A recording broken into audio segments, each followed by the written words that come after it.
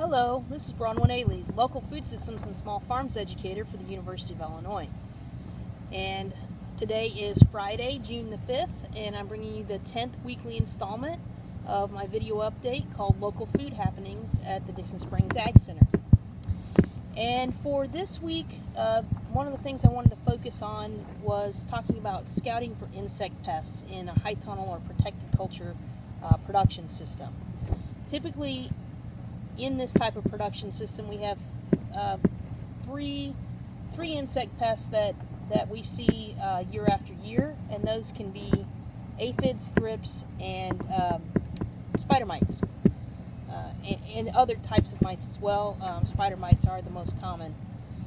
And so just wanted to remind folks of the importance of scouting your crops. You can do that. It needs to be done daily. You can do that while you're doing other maintenance type activities on the crops, whether you're tying tomatoes or clipping cucumbers, turning on the irrigation, maybe pulling some weeds, just walking through. Scouting is a very important management practice that needs to be part of any production system, whether it's protected culture or outside.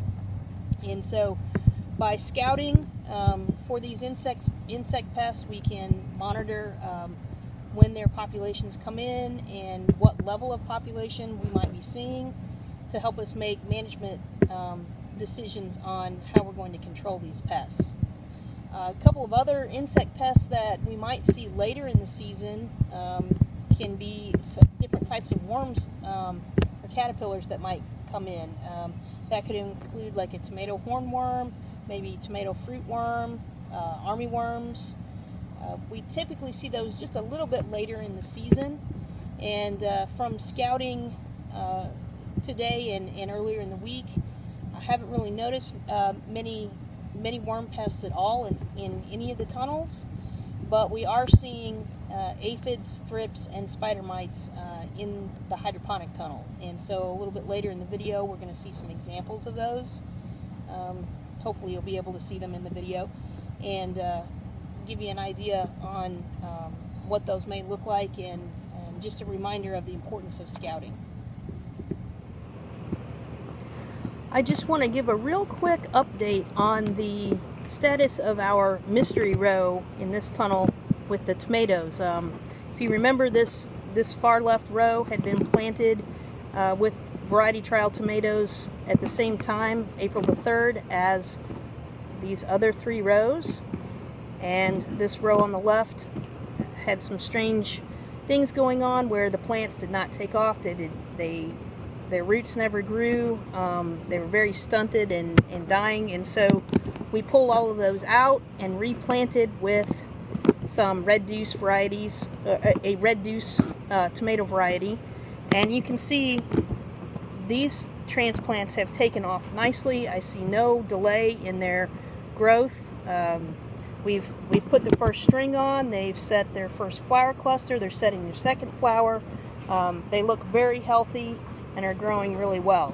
So I guess I would say that the mystery continues for this row. I honestly fully expected that when we planted these new transplants in here a couple weeks ago, 3 weeks ago, that they would also not grow and decline and not do well. And so I'm pleasantly surprised that these have taken off and are growing well with that. And then I will also pan over here so that you can see some of what the tomato plants that we have not removed that are suffering from the tomato pith necrosis issue, how they're still limping along. You can see the yellowing, severe yellowing of the leaves at the bottom. You see it, they're really starting to wilt down on the top today. It's really warm, sunny, and humid here today. But this plant, as you can see, yellow leaves on the bottom, isn't suffering as hard as the one next to it. The leaves are not wilted. We're setting additional fruit on the top. And so each of these plants are suffering through this disease in various stages, as opposed to a plant, this plant, that is perfectly healthy, that has no symptoms of the disease at all. So there's our weekly update on the determinate tomato variety trial planting here at Dixon Springs. In the bell pepper spacing study, we're seeing sizing on fruit starting to occur on the bottom clusters. We have put in a string kind of around each of these plots just to make a somewhat of a cage to help hold these plants in. As they continue to grow and get bigger, they will get heavy enough that they may want to lay over or bend over, and so this helps support them. We will probably put at least one more row of string on these peppers, possibly even a third, depending on how tall they get. It's been our experience that they will be taller than the wooden stakes before the end of the season, and so we're going to have a lot of plants in here that we'll need to maintain. So creating these kind of twine cages really helps keep those plants upright. And we'll pan over here, just quickly looking at some of our cut flowers. More of the different types of flowers are starting to bloom. I believe our the straw flowers have opened up today.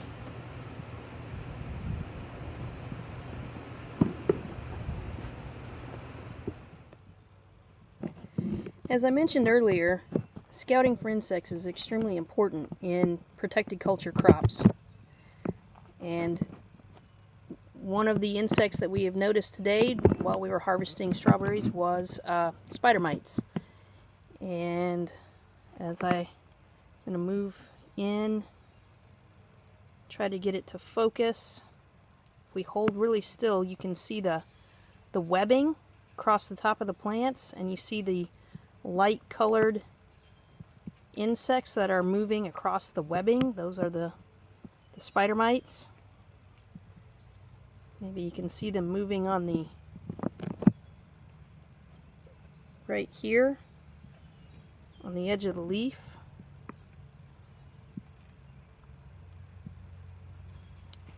And so we start to look over this whole the plants on this stack of strawberries, and we see more webbing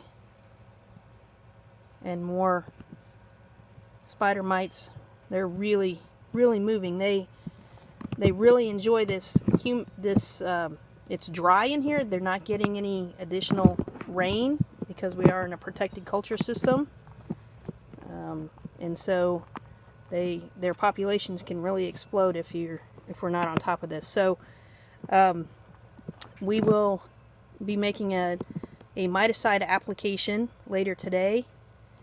We always want to make sure that you check the label and make sure that the pesticide that you're applying is labeled for use inside a greenhouse or high tunnel situation, and also check the PHI on it. Make sure it is labeled for the crop you want to spray it on, and also what the pre-harvest interval will be.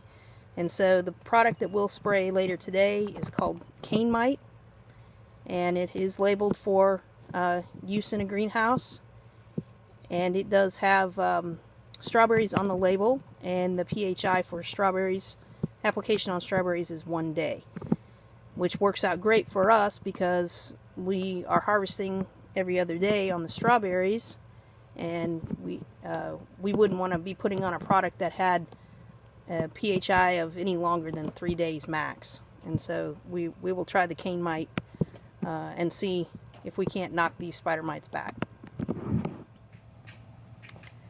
Another insect pest that we have seen already this season in the high tunnel, and we have already made a spray application in trying to gain control, would be aphids.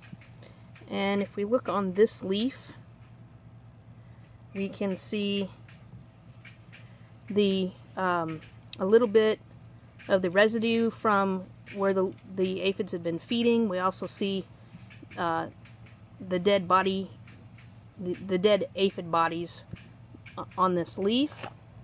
And again, that was they have been sprayed for, and looks like we've gotten pretty decent control here. But we're going to keep monitoring for this. Let's kind of turn some leaves over and see if we have anything actively moving on the underside of the leaf, which I don't see. There was a pocket within our hydroponic peppers here with about 2 or 3 plants that had an aphid infestation, and so we were able to spot spray this pocket. We're continuing to scout through the whole planting for other aphids, and sometimes we do notice this in the tunnel where there may be a pocket with 2 or 3 plants that have an insect population explode, and you can do a spot spray application and not need to spray the whole tunnel at that time. But again, scouting is very, very important so that you can keep up with monitoring what pests may be creating a problem in your tunnel. I believe in earlier video updates I have mentioned thrips as being a problem, and while I wanted to discuss scouting and scouting for the 3 major insect pests that we typically see every year in tunnels, I did want to look at a couple of these strawberry blossoms to see if we see any thrips. And just before I got the iPad set up in my hand, I was tapping this flower and I saw a thrip running through it. And so again, this is another way to be scouting. I think in the past I had mentioned where you could collect some blossoms and put them in either can you see that? Did you see that insect running across the petal, and then it went back into the middle of the flower? See if I can tap them. See if I can tap it and get it to move some more. Yeah, you see it running up on the petal? Sorry, this is probably out of focus.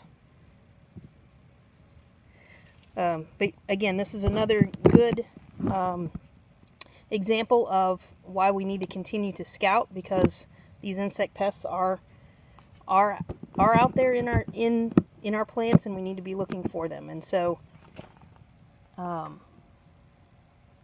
was trying to show you, I can still see the thrip running.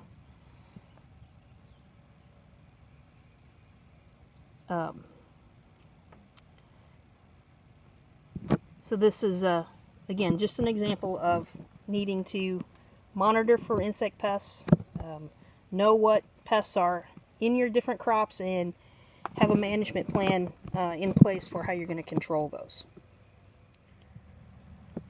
And so to end this week, just ask that folks be well, be kind, and stay safe.